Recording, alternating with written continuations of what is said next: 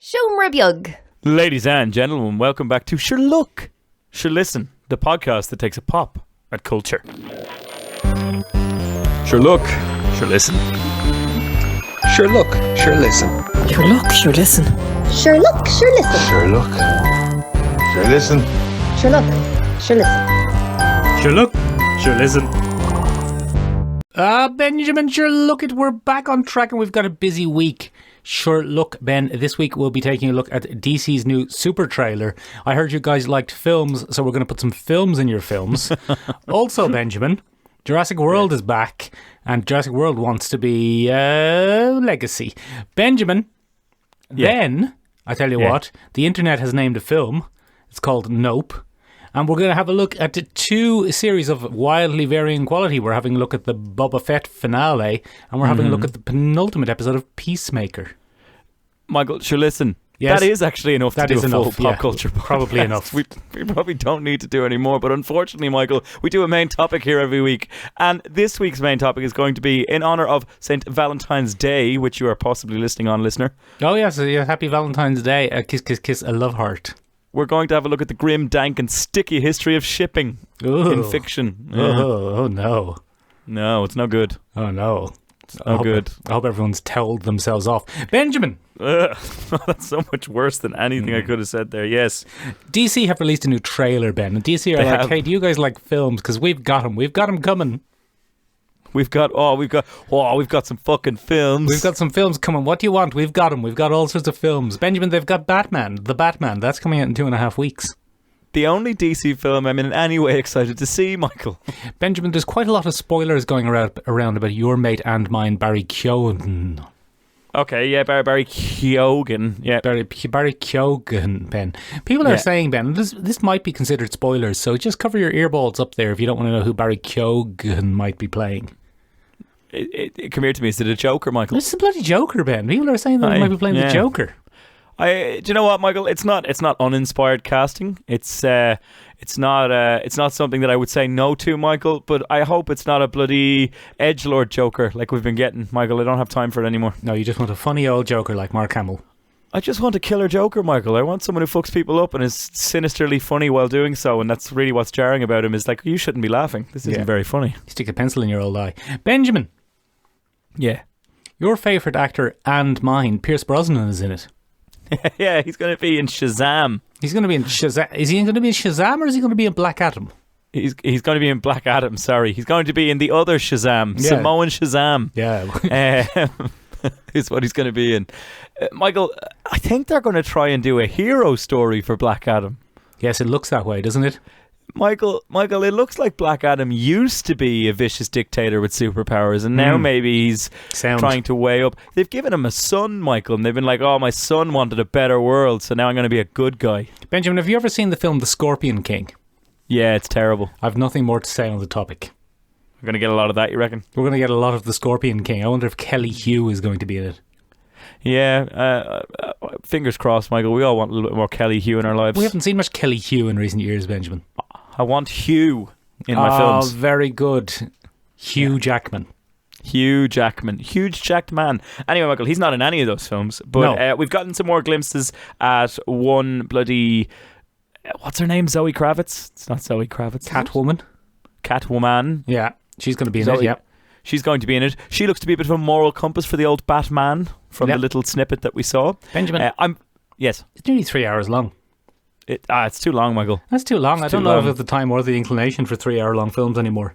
But Michael, as we've said before on this podcast, the 1.5 hour film is dead. I miss it. Or just on Netflix, Ben. Or just on Netflix when you need to make some schlock to keep the revenue rolling. Yes, and you've got Ryan Reynolds on board. And you've got Ryan Reynolds on board to do pretty much whatever he wants. He's just making his own films, Ben. Did you see the latest trailer where he's himself from the future? Yes, I'm a spaceman. I've always wanted you to know about the future. Hello, younger me and Dad Mark Ruffalo. Benjamin, that's got nothing to do with DC. Benjamin! Yes. We saw our first looks at Hawkman. Yeah. Dr. Fate. Yeah. And big fella, Atom Smasher. Atom Smasher, Michael. Where do we start with this, Michael? Where do we go with this? Nobody wants Hawkman in their film. Nobody asked for it. Benjamin, they've preempted a lot of this with the DC CTTW TVEC. You know what I'm classic. saying? Yeah, I know what you're saying. The Arrowverse, Ben. All of these characters have been in the Arrowverse already. Yeah, and now they're getting the Schneider treatment, so they look kind of cool and buff and very CGI. I mean, this beggars another question, Michael. Go on. Apparently, we're doing away with the Schneiderverse, so anything with the Schneiderverse aesthetic should probably be given a little scrub-a-dub-dub-dub-dub. I didn't think that any of these necessarily had the Schneiderverse aesthetic, Ben. They weren't very dark and grimy. I think Black Adam looks a little bit dark and grimy, Michael. Do you think it looks dark and grimy? I don't think it looks dark and grimy at all. I think it looks like 2001's The Scorpion King. Which you're definitely going to stick to for the entirety of this film's run. With the very actress good. Kelly Hugh in it. Yes, Michael. It's just a glorified teaser trailer. They just cut 3 teaser trailers into one film. And they're like, look at all them chickens, and nobody cares. Yeah, they were geese. Benjamin. Yeah. Speaking of trailers, Go on. we had probably the biggest. I don't know, Ben. It's going to be an interesting year. We haven't done a 2020. We haven't done an episode looking forward to 2022. But one of the big releases of 2022, Ben, is undoubtedly going to be Jurassic World Park, Episode 7, Dominion. Yeah, Chris Pratt is at it again, and he's very happy dinosaurs are around because he's probably a creationist. Exactly, Benjamin. Benjamin, my favourite moment of the entire trailer was when the actor Sam Neill walked into the tent and said, "Ellie Sadler, you son of a bitch." And then she said, "I'm in." She said, "I'm in. Alan Grant, you absolute son of a bitch, I'm in." Yeah. Oh, it's so funny to see, theoretically, your adolescence and my childhood come full circle now, where we just get absolute fan service in the form of, remember these guys? Remember your beloved characters. Remember that girl who did a flip and kicked the pterodactyls in episode 3? She's probably going to be back. She'll probably be back to do stuff. What's that? The main series lead, Christopher Pratt, isn't such a hot potato right now. Get Sam Neill and Jeff Goldblum on the phone, please. And Laura Dern. Ellie Sadler, you son of a bitch. Benjamin. She's in. We had a little bit of a debate on the Discord. People are hopping up on it, and we had a little bit of a debate because I said all films just want to be Spider-Man No Way Home now. Yes. Remember these things from other films? They're back. Look at them. Yeah. But Benjamin, my good friend and yours, but more mine, let's be honest, Brian. That hurts. Yeah. I don't know if you've ever met him, Ben. He said it's more of a Star Wars The Force Awakens sort of situation. If we're looking for cultural DNA, Michael, if we're looking for little droppings to lead us back to the source, it's probably very good, like in Jurassic Park. I did? Yeah, very good, very scatological. Yes, that's what we're all about here. The Shuluk Listen podcast. Shuluk Listen, the Scat podcast. We talk shit and look for it too. The podcast that takes a poop on culture. We do sometimes take a shit on pop culture. It does actually happen that way. But anyway, Michael, I think that's a really solid call from your friend Brian. Apparently, yeah, my mate Brian, my good mate Brian, not yours. Sound, but he's on the money. He's on the money there. They started this with bringing back, I suppose, the Mac Daddy of big blockbuster franchises, didn't they? Star Wars is one of the big ones. Oh yeah. Well, it was certainly before the MCU came and blew it out of the water, but it used to be. But in terms of like the OG franchises, that was it. So they were able to do that then and bring them back, and it wasn't the gentle George Lucas kind of hinting at what would come later, in the prequels. It was like, bam, there he is. Remember these guys? There they are. They're here now. That's them. They're here to help. Benjamin. Yeah. I tell you what, if Act 3 of Jurassic World Dominion doesn't end with them facing off against an unstoppable horde of dinosaurs at sea, and then a sparkly yellow portal opens, and Quint and Sheriff Brody come true, Ben, and they have a bigger boat, then I'm going to walk out. I'm going to walk out, Ben. I'm going to walk out of the cinema and go, that was fucking bullshit. Bigger boats are bust. Yeah. Hashtag. Yeah, get those Jaws lads in there, Ben. We need all the crossovers.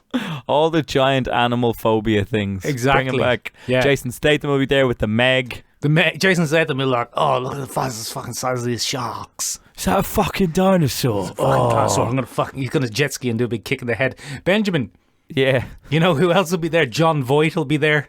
And he'll have a Hispanic accent for some reason. These are the biggest lizards I've ever seen.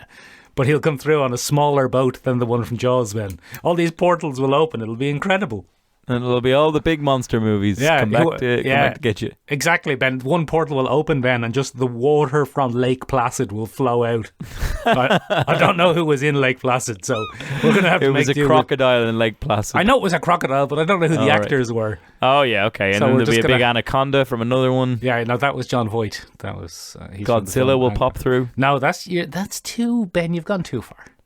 Okay. That's the line. We draw the line at Godzilla. Yeah, no fantastical shit, Ben. This is Jurassic World. It's grounded in real science. Of course. How silly of me. Yeah, Ben, it's all just nostalgia these days. Yeah, look, I don't care much for the Jurassic Park franchise, Michael. I haven't seen any of the new ones. How very dare you? I'm sure that is probably sacrilege in some circles, but there's a big dinosaur behind your head there, Michael. Yeah, actually. that's Bitosaurus. That's Bitosaurus Rex. She's the official mascot of the tiny room. Is she? Yeah. Should probably put her on a t-shirt. There she is. Look at her. Yeah, look at her there now. There she is. That's very good. Michael. But come here to me. It'll be fine. It'll be grand. I think they're blockbusters by the numbers at this point. I don't think they're particularly innovative cinema, are they? Am I wrong? No, they could bring Vincent D'Onofrio back, Ben. Did he get killed? I'm sure they could still bring him back one way or the other, Michael. Just bring him back. Alternate universe. Time travel. They did it in Marvel. It's fine. Yeah. Oh, it's going to be great. I can't wait. Yeah, all right. Okay, at least one of us can't. Michael, then we got... You and I, Michael, travelled together as a pair. Yes. To see a little old film about what feels like 100 years ago now, Michael, pre-pandemic. We went to see a little film called Us by spooky, scary director Jordan Peele. Was that called Us? Yeah. Was it? Yeah. Okay.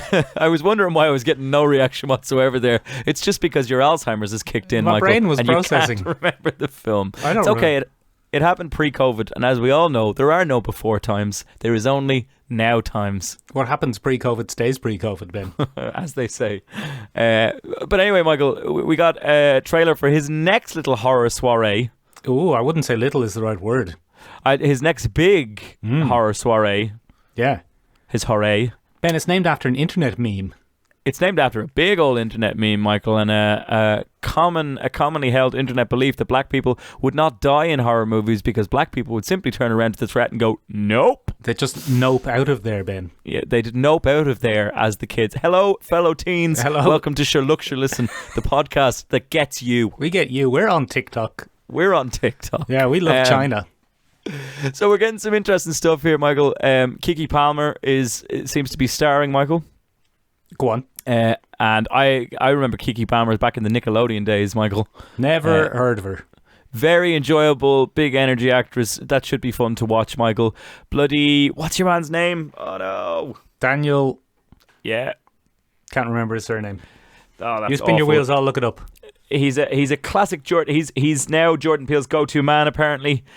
So he was in the other very scary bloody film with the hypnotist who put white people into black people's bodies. In Black Panther, the film Black Panther. In Jordan Peele. Is that the one you're talking about? In Jordan Peele's. His name is Daniel Kaluuya. So Daniel Kaluuya was also in Jordan Peele's first soiree into horror. Are you doing a bit, Ben, or can you not remember the name Get Out?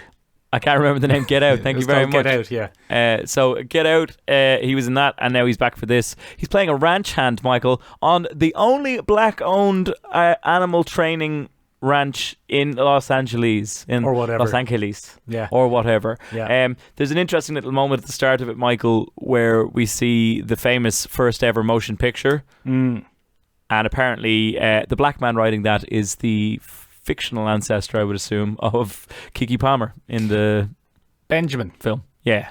I love an alien abduction film. It looks like a very classic alien abduction film, Michael. Benjamin, it is my guilty pleasure.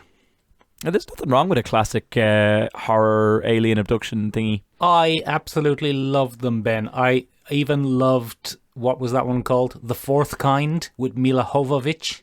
Oh, yeah. I thought that was great. I loved, what was that other one, Ben, where they were coming into your house to get you and you're Julianne Moore? Oh, the others? Was it called? No, that was the I one don't with, know. That was one with Nicole Kidman, the other famous redhead. The where other, they were the other ghosts. famous, very pale, red-headed woman in Hollywood. Aliens are coming to get Julianne Moore. I love that one, Benjamin. I love that one about the guy who plays Hicks all the time when they kidnapped him and they put a thing up his butt. Yeah, I can't remember what any of them are called. Richard Dreyfuss plays him in the film. Close Encounters of the not Third Close Kind. I don't actually. Close Encounters isn't my Get favorite. out of here. You just said you like them all. Yeah, but Close Encounters isn't an alien abduction film. What is it then? It's an alien meeting film. Yeah. But the aliens are benevolent in that bit. Are they, though? They are, yes. That's the whole point. Have you seen the film Close Encounters? Are they, though? No, I clearly haven't. You clearly haven't seen the film Close I Encounters. clearly haven't seen the film Close Encounters of the Third Kind. Yeah. Michael, come here to me. Yes. Come here to me. Yes. Come here to me. Yes. Looks to be a classic alien abduction film. Benjamin, Yes? recently I loved The Dead of Night. Remember The Dead of Night? No, I don't actually. It was set in small town America and there was Oh, aliens. you and they were raged. You raved about this, Michael, when it came out. It was if memory actually serves. my good friend and yours, but more mine, let's be honest, Stephen Cadwell. Oh, yeah, because I don't have any friends and you have all the friends that come I've got on all the the friends. Yeah. Yeah, I've got I them forgot. all. I abducted them all. They're all here. They're covered They're in all here in the transparent film. tiny room.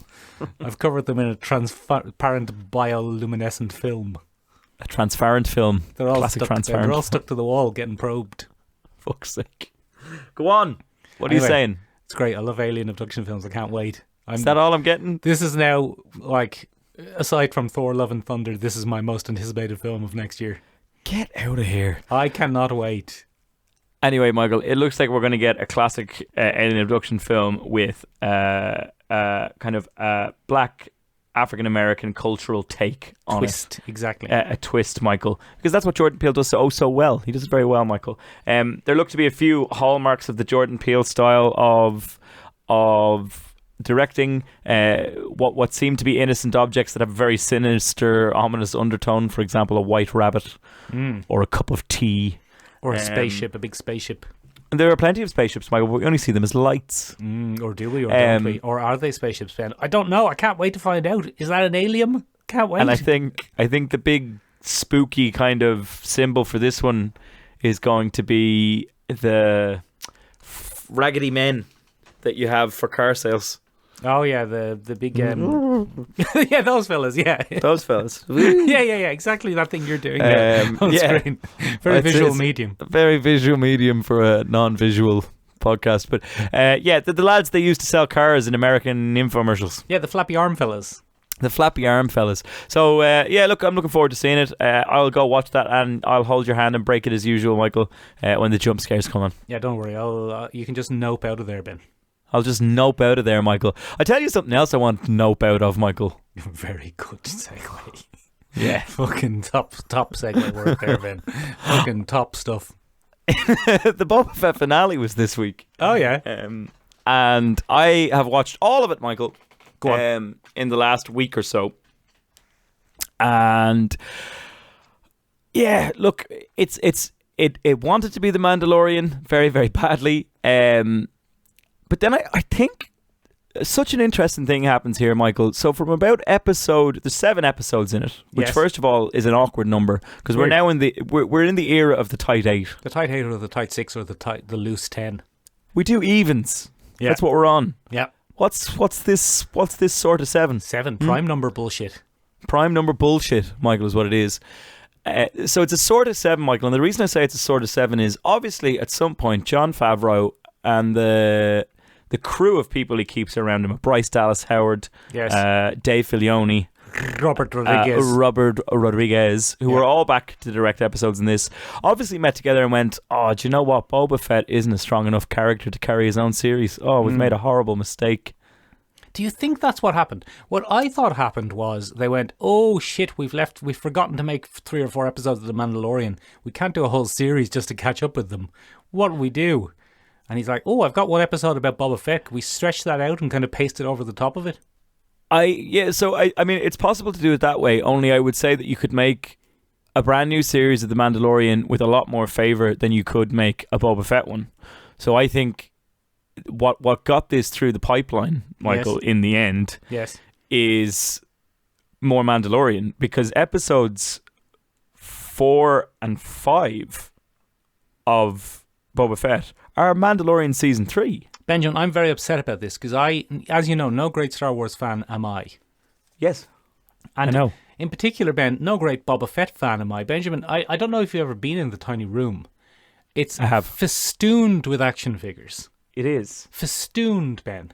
And one thing you'll notice there ain't here is a Boba Fett. Ain't no Boba Fett. I've no time for him. He's never interested me in any way. That's because he was a blank man, Michael, who didn't say anything. Benjamin, I've got an action figure of Cersei from Marvel's Eternals, and I don't have any action figures of Boba Fett. Notably because Cersei did say things in her film. She said a few things. Benjamin. Yeah. But here's the thing, right? Here's the thing. Yeah. Here's where I was going with this, and I've forgotten where I was going with this.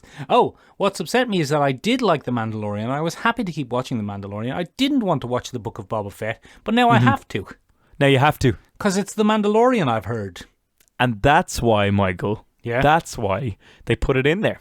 All hail our overlords at Disney and their corporate synergy. It's such a shame, but I honestly don't think it was that great a series. It was fun to see parts of the world, Michael. One of the things that really annoyed me is in episode 4, give or take, Boba Fett recruits, and spoilers for the Book of Boba Fett if you haven't seen it yet. Yeah, what are you doing? He recruits a crew of street hoods, Michael. Oh, good. And they're called the mods. And they're called the mods because they modify themselves with cybernetics. Oh, not because they're like a London fashion thing from the 60s. Well, you see, that's the thing, Michael. So the lads over at Boba Fett have done a little joke because they ride around on hovering mopeds and they're very fashionable and they all have British accents. Oh, that's great. So there's some jokes going on there, Michael. Oh, and I quite enjoyed that part. I love every minute of that description of a thing that I haven't seen. Until I find myself, Michael, watching a chase scene between the mods and another character. Yeah, the cons. And the music changed, and I went, I've seen this before. Where have I seen this? And I sat there and I was scratching my head and I was trying to figure out. It was Samurai Jack, Michael. Oh, watch out, Jack. Watch out, Jack. Watch out, Jack. Back from the past. Watch out, Jack. Yeah, so it's Samurai Jack, Michael, right down to the character design, the weird lingo that they speak to each other, the kind of techno beat soundtrack. It was just straight out of bloody Samurai Jack, Michael. And it was very interesting to see. There is lineage there because Genndy Tartakovsky, you're right, Michael, director of Samurai Jack, also directed the initial Clone Wars animated series. And then you're right, Michael, that influenced the rest of the Clone Wars, the second Clone Wars animated series. And then this show is all set during that time and is using a lot of the characters and concepts for it. So there is a straight line lineage can be drawn there. I sure wish I'd remembered that before I made my point, Michael, because now I feel silly. You and your point. Benjamin. Yes. Is it true that the finale is just every character coming back? It's shit. The finale Quint and Sheriff Brody on a bigger boat. The finale is very poor. Okay, go on.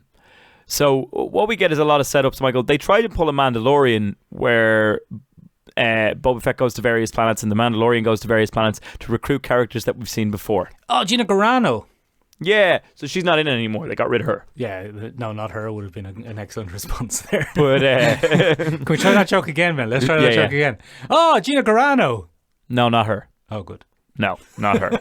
So, good, Michael. You can choose which one of those you want to put in. Yeah, I would say, Ben, that I'll edit that together, but I'm not going to leave the whole thing in. You're not going to do that, Michael. I'm not going to edit that. I'm going to leave the whole thing in. This episode is going out as is. It's too late. So, Michael, come here to me. Yes. They try and do that, and the thing is, they've done it so many times now that it's dull. Yes, go on. It's not interesting to see. Do they do a big team up? They try to, Michael, and they have a little fight in Mos Espa. I think it's Mos Espa is the town that Boba Fett tries to control, or it's Mos Eisley, one of the two. And they have their big showdown, and there's a Rancor, Michael. So all the Star Wars fans are like, oh my god, a Rancor! Oh wow, look, a Rancor! Oh well, there are Star Wars listeners. Yeah, AKA well, most of the people who listen to this. There are a lot of Star Wars fans that listen.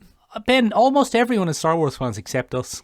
Oh, right. Okay. It's just us. Yeah, it's I'm a just us. Mandalorian fan. Yeah. But that's not Star Wars, Ben. That's separate. It's a whole different thing. Yeah. So anyway, Michael, it's very weak. They brought back a character from the Clone Wars animated series. Cad Bane. Cad Bane, Michael. Very good. You're very on top of this. I'm on top of everything, Ben.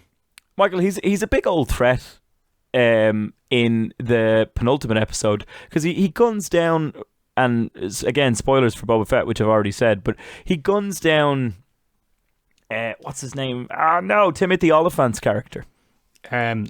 Sheriff Vanth or Marshal Vanth. There we go, Marshal Vanth, and he dies in the penultimate episode, which mobilizes the people of Freetown to kind of come to Boba Fett's aid to stop the spice trade, Michael. Yeah, spice must flow, or not in this case. Or not in this case, because the spice is being used in Star Wars now for some reason. Very strange. Anyway, what we get, Michael, is Cobb Vanth. Yeah, but he's Marshal Vanth. That's okay. We can also go with that, but his name is Cobb Vanth. Yeah. What we also get, Michael, is weird, bad sequencing. So, Cad Bane faces down a Rancor. Okay. And he gets rid of him with a little flamethrower. Okay. And the Rancor gets one little puff of flamethrower, and then off he goes. As you would, in fairness. As you would, okay? Not scathed or anything, but he just doesn't fancy it anymore, so he runs off. That man has the ability to set fire to me from far away. Yeah, ridiculous. Then, Michael, Cad Bane gets the upper hand on Boba Fett and has him pinned dead to rights, and all of a sudden, Boba Fett uses his Tusken Raider stick. Oh yeah, his whipping stick. Samoan fighting style thing. Yeah. And he wins. Oh, good. Except it doesn't make any sense because we don't see how he gets the movement to... Doesn't matter. Because he's pinned on the ground. It's ridiculous, Michael. Michael. Doesn't matter, Ben. At least it's a triumph of good over evil. And then he kills Cad Bane. Or does he? Or does he? He probably does. But it's such a damp squib of a thing and so unearned. I think we're all supposed to go, yeah, Boba Fett beat his old mentor. But none of that story is ever given to us. I think you're supposed to have understood that from the Clone Wars at some point. Oh, I haven't seen it. But Dave Filoni is making that classic error. He's like, everybody loves my stuff. Everybody's definitely seen the Clone Wars before they see this. No, they haven't. No one's no, seen they it. haven't. No one's seen it. No one's ever watched the Clone Wars. Nobody's ever seen Star Wars, Michael. Just us. No, it's a very niche thing. It seems like a very cobbled together finale. I would almost say, Michael, that it was rewritten to avoid something, and we were possibly supposed to get 8 episodes. Right. It feels incredibly rushed and just a little dull in places. Oh, no. The end of the Boba Fett series serves very much as a, oh, look, the Mandalorian's here. It's grand. Good. Everything's grand now. Back to the Mandalorian. What's Benjamin? That? Baby Yodes. Oh, he's popular. People love him. Yeah. Benjamin. Yeah. On the flip side. Go on. Another TV show on streaming these days is just going from strength to strength. From strength to strength, Michael. A joy to watch at every possible point. I have made my peace with it. DC is my new favourite TV comic book platform. Yes, we're talking about Peacemaker, Ben. We had the penultimate episode and it was flippin' fabulous. It was flippin' fabulous, Michael. It was absolutely fabulous. What an episode, Michael. Non-stop. Non-stop. I was so tense, Ben. Michael, I didn't know what way it was going to go. Anything could happen. I didn't know what way it was going to go. I was on the edge of my seat from start to finish in that penultimate episode, Michael. Anyone could die. Anyone could die. Oh, I tell you what, James Gunn, he knows how to make a story, doesn't he? He sets that up. He shows you the stakes right off the bat because spoilers for the penultimate episode of Peacemaker, if you haven't seen it yet, listen away now. Throw your earballs away. Go to the bottom of the screen there where Mick has included some helpful timestamps. There's some timestamps and you can go on to the next thing about shipping. Yeah, because you might be into that. Yeah, dirty gouger you. But anyway... That's all the listeners gone now between Star Wars fans and gougers. I've insulted everybody now. It's all over. Michael, come here to me. He sets it up right away with an L, murder. Oh, very good, Benjamin. You've been wanting to do that joke all week. You did text it to me earlier. I have, yeah. No, you saw it. It's all set up. So poor El Mern gets taken out of the game quite early on. Yeah, he's busy. He has to go be in Guardians of the Galaxy Volume 3. Yeah, because James Gunn is filming that at the exact same time. Benjamin. Or some such, yes. I have been looking a little bit at the Save T'Challa movement. Have you seen that at all? Save T'Challa. Okay. Hashtag No. Save T'Challa ban. I haven't seen it, Michael. Hashtag Save T'Challa is a bit of a movement on Black Twitter, Ben. Okay. To save T'Challa by recasting him, Oh. rather than letting the legacy of the black character die with the actor Chadwick Boseman. That it is the character of T'Challa who is the hero. What do you think of That's that? interesting, isn't it? And I was thinking that the actor who played Myrn would be a good shout if he were. He'd be a good T'Challa. If they were to do that. I'd watch that. I think he'd be a fine T'Challa. I don't know. That seems... It's a very tricky suggestion, Michael. Well, they recast bloody Joker after Heath Ledger died. That's true. That was not legendary. quite the same. Do you know... Actually, Michael, speaking of things that have made my jaw drag along the floor, we're getting a Joker 2 with Joaquin Phoenix. Yeah, I know. What the fuck? Yeah, I know. Everyone wants to see it. Yeah. Uh, Anyway, Ben. That has a whole bunch of implications, Michael. If T'Challa is the important character, then we shouldn't be recasting as any kind of actor outside of Africa. What do you mean? Well, I mean, I don't know. Should we not, like, if we're focused on the character, should we not be being fair to African representation as opposed to, I don't know. So it should be an It seems- African actor, you're saying? Yeah. I don't know, Ben. I think they should have cast Chris Pratt, to be honest. Just right from the start, doing a voice. I feel like Chris Pratt would actually feel like he was justified in the role somehow. Yeah. Doing a racist voice. I don't know how he'd do it, but he would. Yeah. Not blackface, Ben. That'd be too far. But just Chris Pratt doing a racist voice. Doing an That's- African accent. Yeah, it'd be great. It'd be absolutely spectacular. Nearly as good as his Mario casting.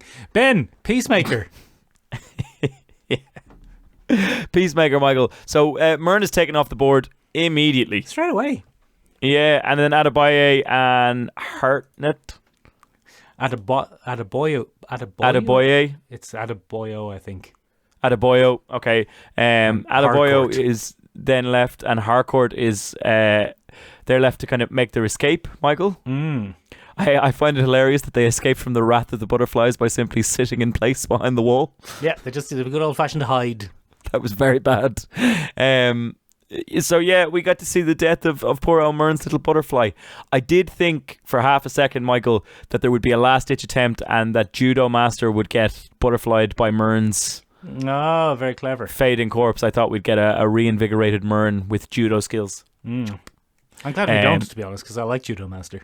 Yes, you do. Judo Master has his funny little scene. Judo Master, I think, is possibly James Gunn's favourite character on this show. I think he really has a soft spot for Judo Master, and he keeps putting him in funny little scenes. Yeah, he was supposed to be in one episode, I think, but they loved him so much they kept bringing him back. Yeah, it's just like, get Judo Master back in there. Get him back in there, Ben. He'll fit Benjamin. there. Yeah. I tell you what, though, I was very nervous about Eagly. Oh, Michael, we've talked about this a few times on the podcast. That website, Does the Dog Die, Michael? Yes. I was on tenterhooks, Michael. Ben. I was there going, no, you can't do this to me. Don't kill off the pet sidekick. Don't kill off the pet side. Nothing upsets me more, Michael, than the death of pets. Yeah, very sad. In any kind of thing. I've just finished a horror story, a horror novel called The Only Good Indian. All right. And there's so many dead dogs in it, Michael, that it genuinely upset me to my core. Don't want it. It's very well written. It's very well put together. I will never recommend it to anybody for the sheer trauma experienced by dogs in the book. And it's the same for Eagly, Michael. I'll have less of it. I really thought when Eagly was... so he's pecking at the arse of John Economos. And I thought that Eagly had spotted something and Eagly was going to be sniped or hurt. And I was like, don't you dare touch a feather on Eagly's head. He is a treasure. We were all Peacemaker in that moment going, don't you fucking dare. But Michael, thankfully, Yes. what we actually got is a lovely chance to see Eagly give him a hug again. And then we got Peacemaker the hug. ultimate showdown between father and son. Oh, Michael, what a showdown it was. Also, I would also like to give myself a few kudos points. I Several said kudos points to you. You did call it exactly, Ben. Vigilante came in clutch. There's weak points in the armour, man. Yeah, you said it. Got You him. said it exactly. You were listening for once in your life. I have never been more satisfied with the downfall of a character in my life. Because he was a big racist. He was a big racist. Watching the White Dragon slowly realise that his big bad suit wasn't working anymore was a delight. Because he's such a racist. I'd say get rid of him, to be honest. He's such a racist, Michael. I enjoyed the way he died. It was enjoyable. I really like that Peacemaker wasn't torn in the slightest. He had a bit of a cry. He had a bit of a cry, but it didn't stop him from going, "You're a piece of shit. You're the worst thing that ever happened to me." Yeah. And he's just, there's no, I can't do it. He's my dad. There was none of that. No. There was none of that. There was a realization, this guy's a real piece of work. And it just pops him in the head. And I love the shock on the White Dragon's face. And the bullet. And the bullet. Did you hear the steady drip while Peacemaker is having his emotional breakdown? It was great. There's a steady pouring, and I was like, is someone taking a leak? Is Vigilante taking another leak maybe? No, it was the blood pooling out of White Dragon's head. Yeah, great. Very good. I'm glad. Benjamin. Mm-hmm. It's gone mad as well. There's a big giant monster. We were saying last week that the difference between this and Ben has had to mute himself while he has a bit of a cough. Ben, we were saying that the difference between this and the Suicide Squad was that there was no big giant monster. We were wrong once again. We were wrong. We got gunned. There's always a big giant monster. There's a big giant cow, Michael. That doesn't look anything like a cow. It's like a big demented caterpillar. Bloody James Gunn is obsessed. Remember a couple of weeks ago we were talking about how Starro was about taking over your mind, going in through your orifices and taking over your mind, and how the butterflies are about going in through your orifices and taking over your mind. I was talking about this to my good lady friend, and she said, "Isn't that also Slither?" Yeah, it is. And Slither is about little alien fellas going in your orifices and taking over your mind. Yeah, not in a great way either. No, he's just obsessed with things going in your orifices and taking over your mind. Yeah, no, it's no good. Yeah, you don't want it. It's very creepy, Michael. We're not fans. Very good podcast. I am thoroughly looking forward to the finale next week. Yeah, I think it's going to be very good, Michael. Any predictions? I'd say that someone's going to die, most likely. Yeah, we'll have to say goodbye to someone on the cast, Michael. Yes, someone will probably die. Oh, also, I hope it's not John Economist. I've grown very attached to Mr. Economist. I would love to see a cameo from Idris Elba. I think I'm not certain, Michael, that we won't see a little after credit scene maybe with Mr. Idris Elba. Because if they're saying that every cop in the country is now looking for him, wouldn't they maybe get the guy who shot him last time to go after him? Wouldn't Bloodsport take it upon himself to go after him maybe? Because it was like, I didn't do the job right. That's not good. Either for my reputation, nor for the fact that he's a big old dickhead who killed Rick Flag. Yeah, Rick Flag. He hasn't seen Peacemaker's transition to a hero. He hasn't seen it yet. I tell you what interested me, Michael. What interested you, Benjamin? There's an interesting little moment there, Michael, where the White Dragon, when he's berating his son, says that he's laying with a man. Yeah, he did, didn't he? Yeah, and it's real interesting. Now, I don't know whether White Dragon is just one of those assholes that uses gay as a derogatory term. He is. He is, definitely. For sure. But also, it's a very, very interesting instance of biorepresentation in the DC universe. That could be very interesting. He did, Benjamin, say that he would eat an entire beach of dicks if it was for liberty. If it was for liberty, Michael. Yes, liberty is his top priority. Yeah, exactly. Benjamin. Yeah, very good. Yes. The interesting thing, though, is will we ever find out who he was in a relationship with? Or will the fans just have to come up with their own ideas? Michael, you saucy minx. That's a buttery smooth segue, Michael. If we did do that, Michael, do you know what it'd be called? Shipping. Oh, very good. I was still doing a face of smugness. Yes, a face of pure smugness, Michael. So, ladies and gentlemen, it's Valentine's Day. Happy Valentine's Day. Happy Valentine's Day to one and to all. To one and to all. If it's not Valentine's Day and you're listening to this, thank you for listening. And also a happy belated Valentine's Day. I hope you enjoyed it. I hope you got the ride. I hope you did. I hope you had a wonderful time. Or, if you were single and ready to mingle, I hope you just enjoyed a nice calm day by yourself, taking stock of your life and the good things in it. Yeah, and a nice big wank. And a nice... All right. Well, I'll tell you what you might have done, Michael. You might have sat there. Yeah. And you might have watched some of your favourite fiction.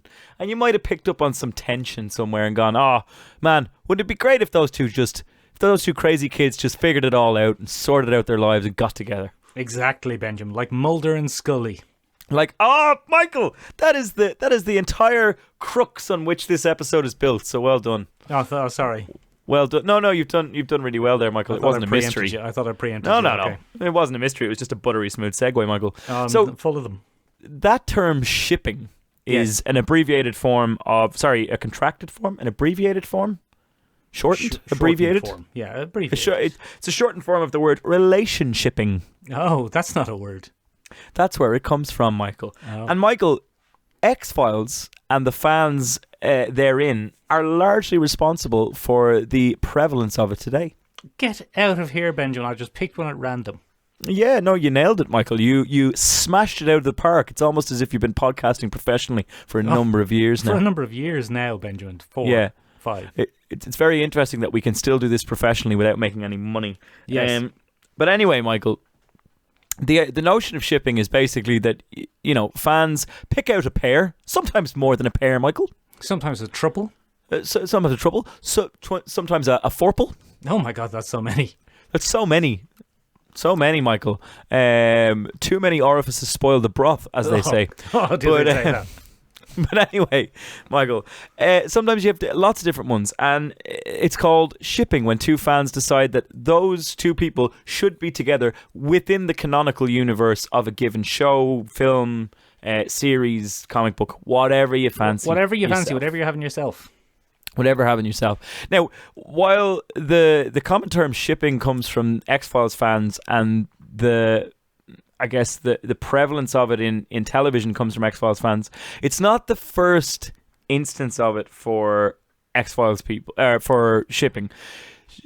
The first instance that we had of this in a weird form was they used to make zines. Star Trek fans used to make zines, Michael. I knew it was the Star Trek fans. Even when you said it was the X-Files fans, I knew it was the Star Trek fans. So Trekkies used to make zines, Michael. I'm gonna stop you there, Ben. Trekkies.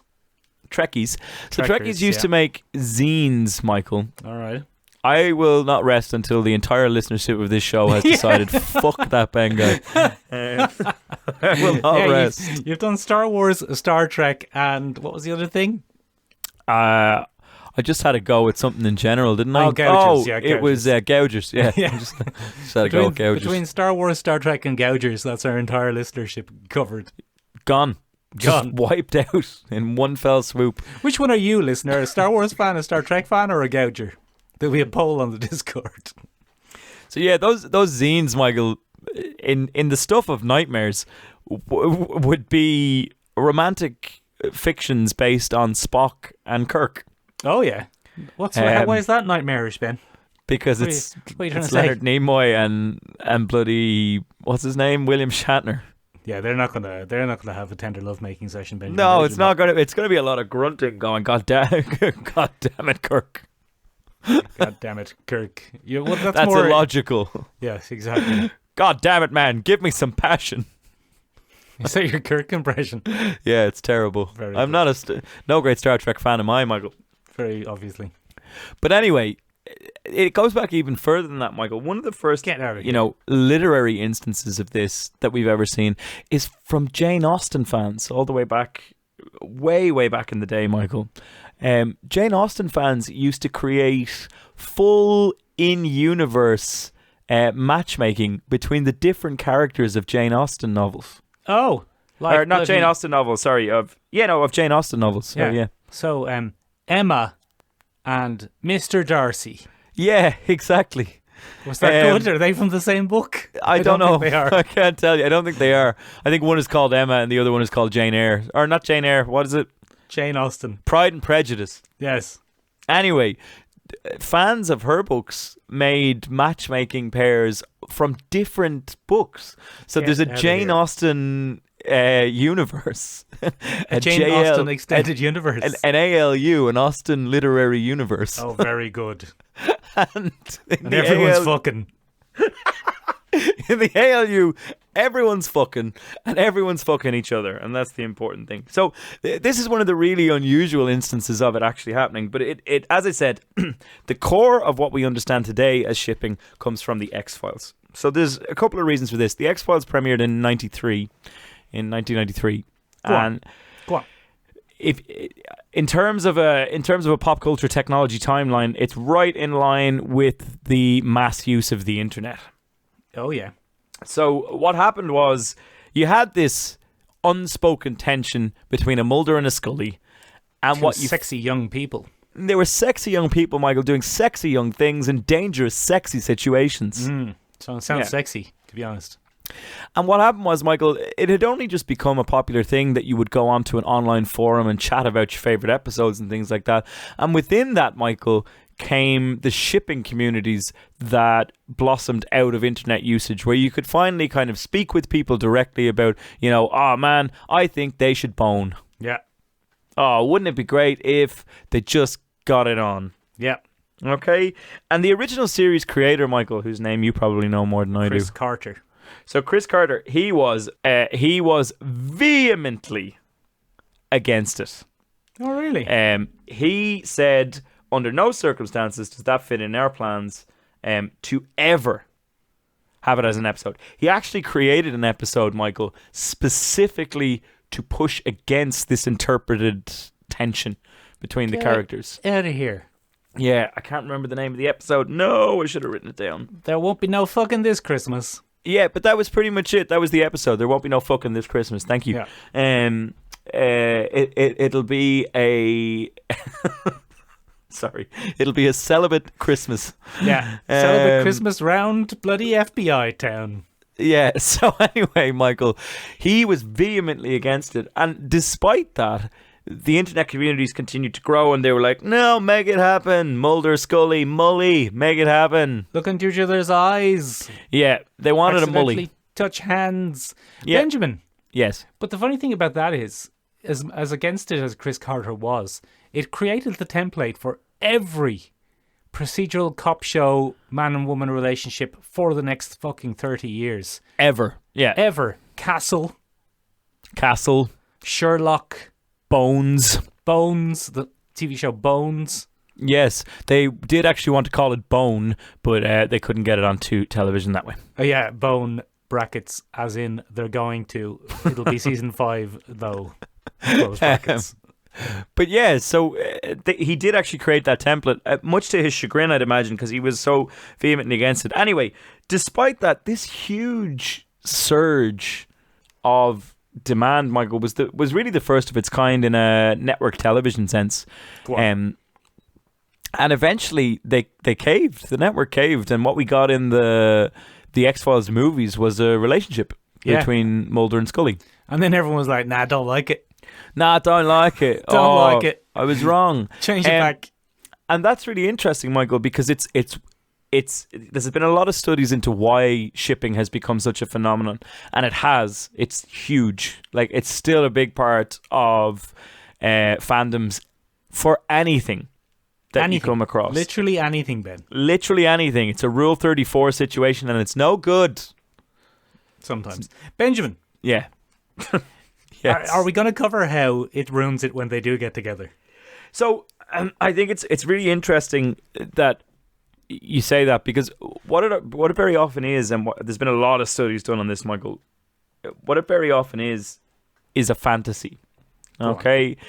And the fantasy that is created through shipping appeals to fans on a number of levels. Number one, it makes them feel like they've got input on their favorite shows.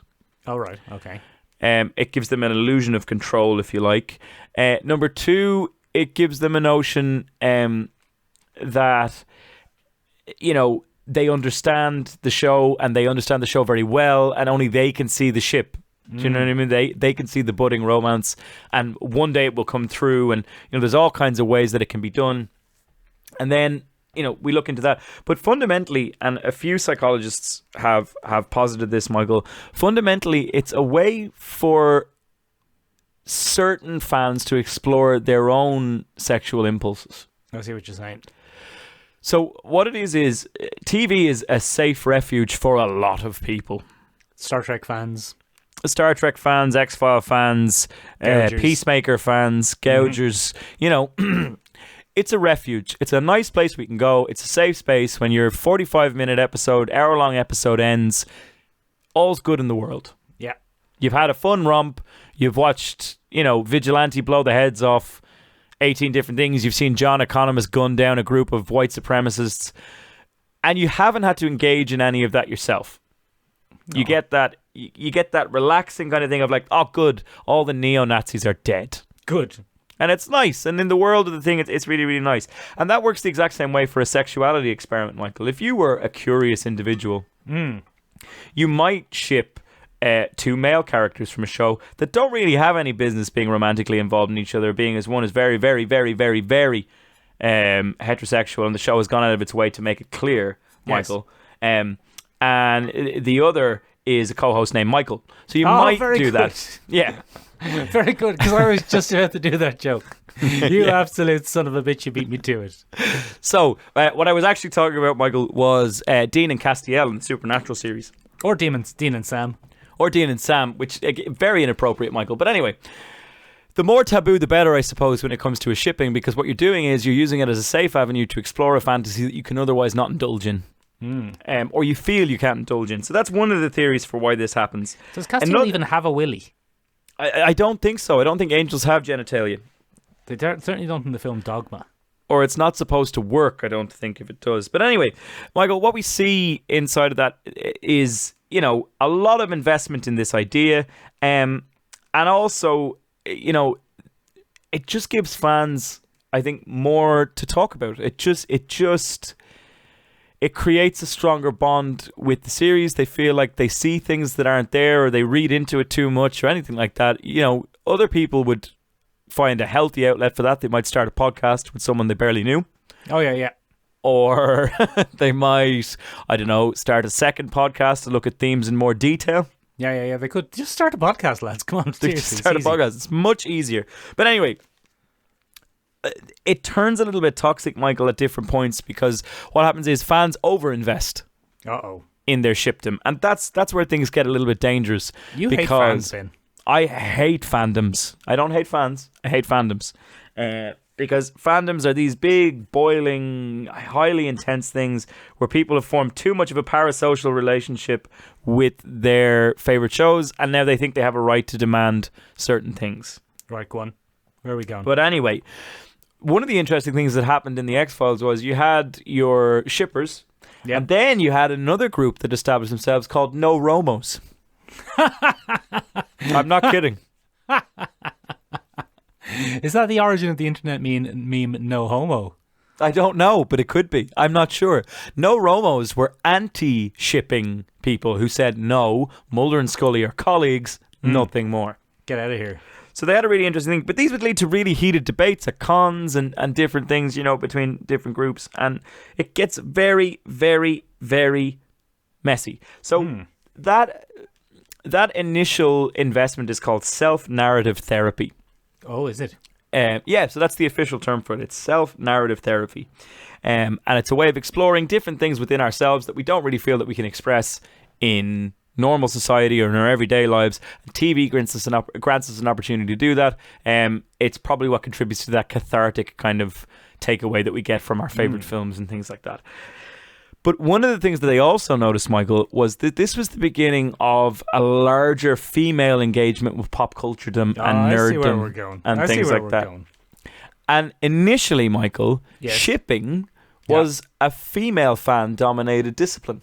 That's what bloody got girls into the X-Files, Ben, in the 90s. Girls weren't even allowed to watch science fiction in the 90s. Yeah, I mean, it certainly probably felt like that in a lot of cases. And so in the male-dominated forums and chat rooms, Michael, which I spent a lot of time on, unfortunately. You do too much, I would argue. Really wish I didn't. But those are toxic places, Michael. They're not fun for people to be on. And I think it could still be argued today that a woman's place on the internet is a very precarious thing, depending on what community she wants to be a part of. Yeah, well, you don't have to say you're a woman.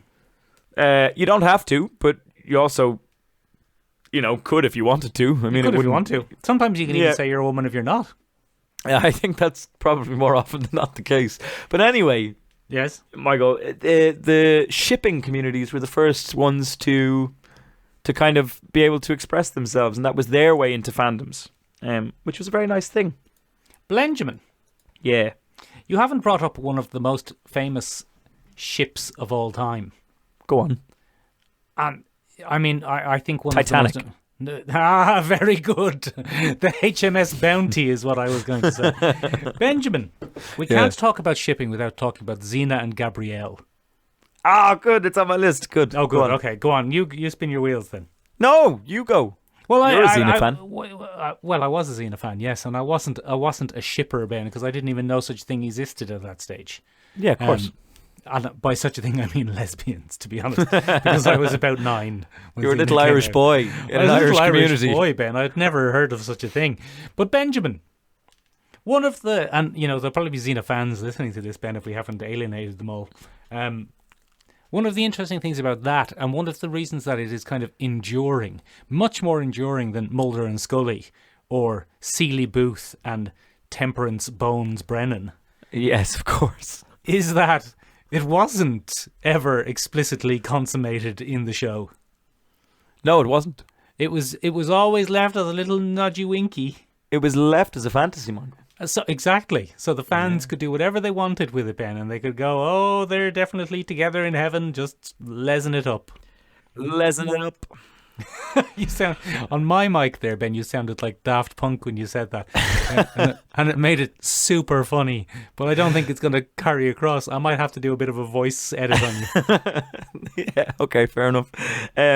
So yeah, Xena is a really interesting one. So against the concept that they might be lesbians was the network, Michael. That Xena and what was her friend's name? Gabrielle. Her Her friend, friend, exactly. Her friend. Yeah. Wink, wink. Xena and Gabrielle were not even allowed to appear in the same credit scene, opening credit scene. They had to be shown in separate panels because they never wanted to feed into the idea that Xena and Gabrielle were lovers. Yeah, they did that, Ben. Come on, let's be honest. They did, but they did sometimes. But Lucy Lawless has spoken on this, and she said, well, I think the best part about it was that the people that wanted it to be real, it was real for them, and the people that didn't, it was okay because it wasn't touched. Yeah. And that's what made it a better thing. I'll be honest, Michael, I was very disappointed. I had always thought that Xena was a big old gay show.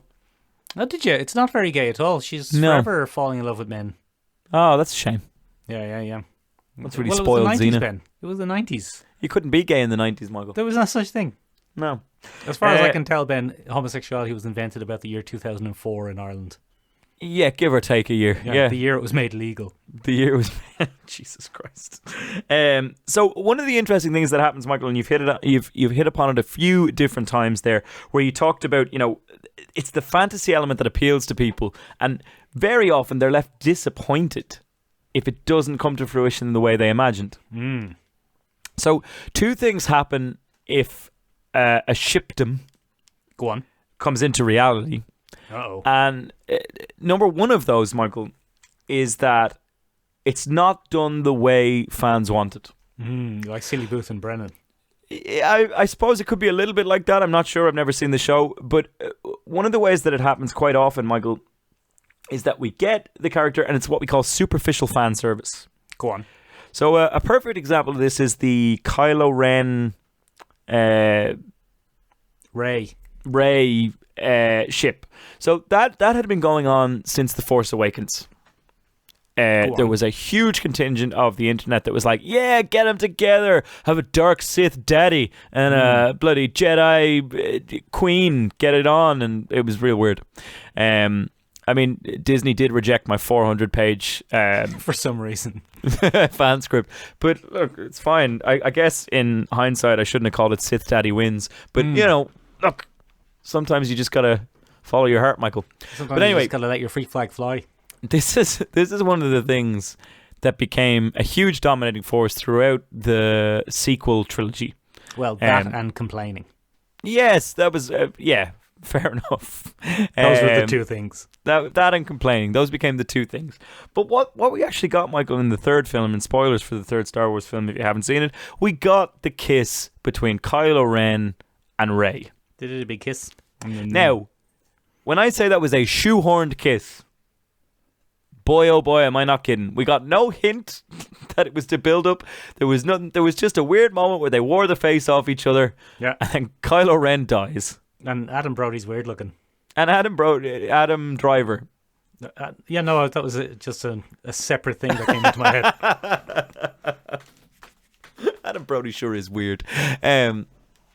But yeah, basically, Michael, what we got was superficial fan service, and it caused uproar. After all that investment, that's what we got.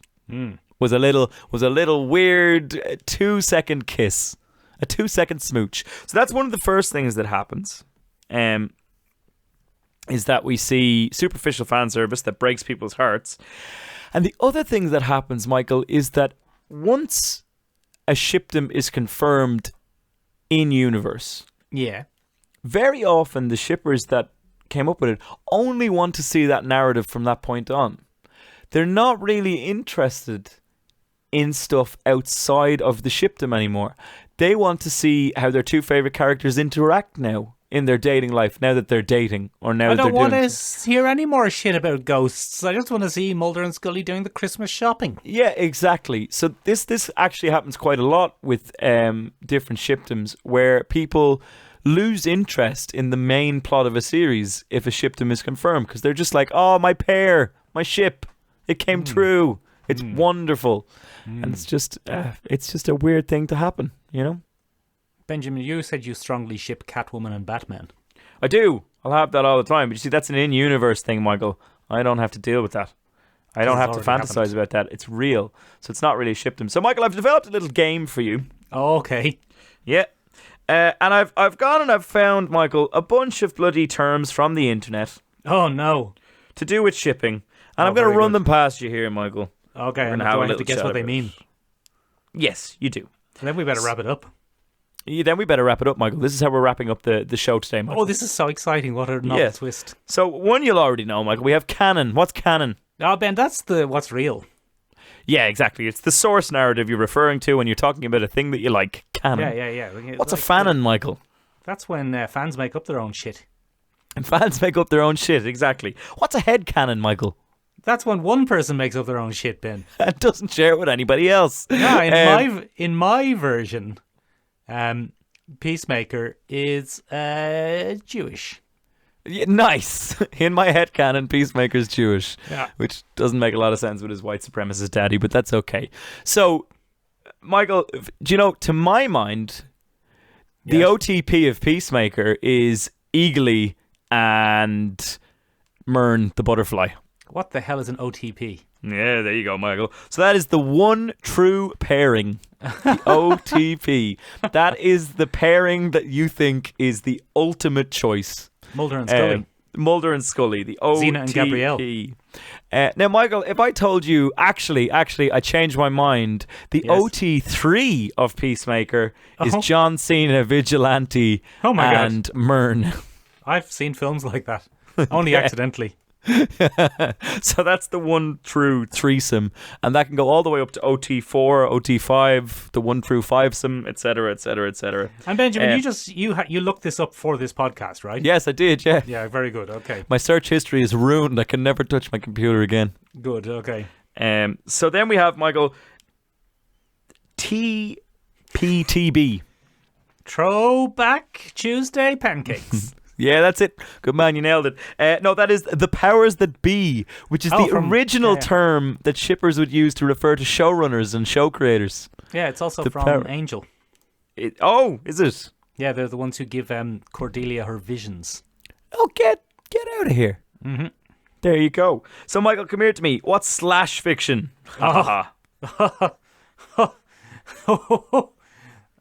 Sex stuff. Sex stuff, yeah. So, Michael, originally, slash is a subgenre of fan fiction involving male-male pairings. Oh. Yeah. So, slash fiction is believed to have been created from Star Trek fandom. Yeah. It's the Kirk Spock stuff. And the reason it's called slash fiction is because of the slash that goes between Kirk and Spock. So it's called slash fiction for that particular reason. And then we have femme slash, but today in a modern context, it's just slash fiction in general for weird, sexy times.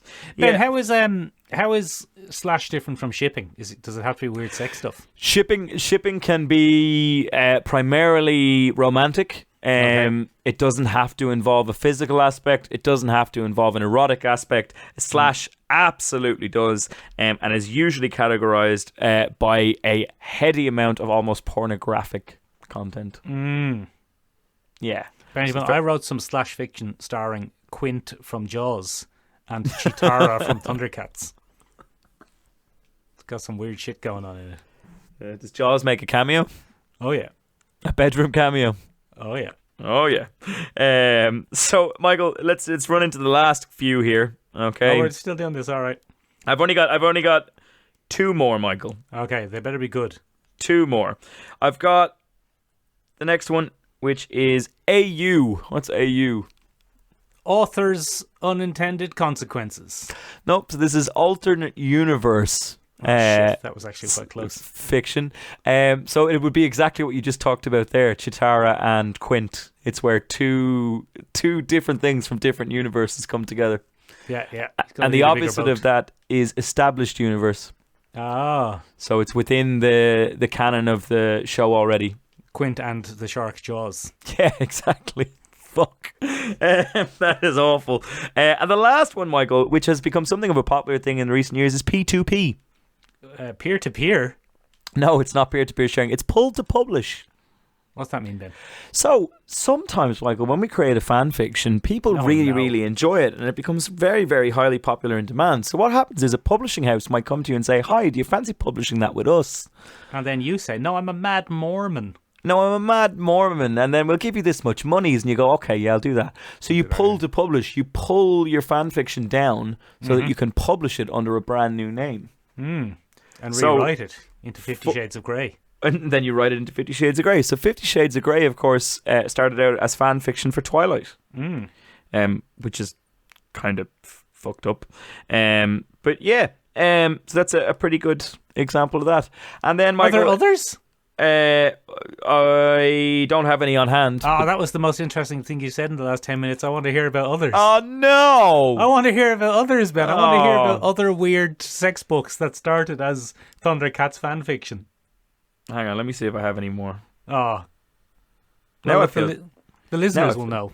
Yeah, now I feel terrible. Ladies and gentlemen, what are your favourite fan fictions turned actual properties? Let us know in a couple of different places. You can find us on the interwebs at www.seomrabeag.com, SEOMORABEAG.com. Means tiny room in Irish. Does indeed. You can find us on Instagram at Sure Look Sure Listen Podcast. It means Sure Look Sure Listen podcast in English, though, this time. You can find us on Twitter at ListenSure. You can find us, but we won't answer you. We won't answer you because we don't really use it. And ladies and gentlemen, the best way to get in touch with us and get a name drop on this very podcast and have interesting intellectual debates with us is to get up on that Discord, baby. Hop up on it. The link is down there in the description below.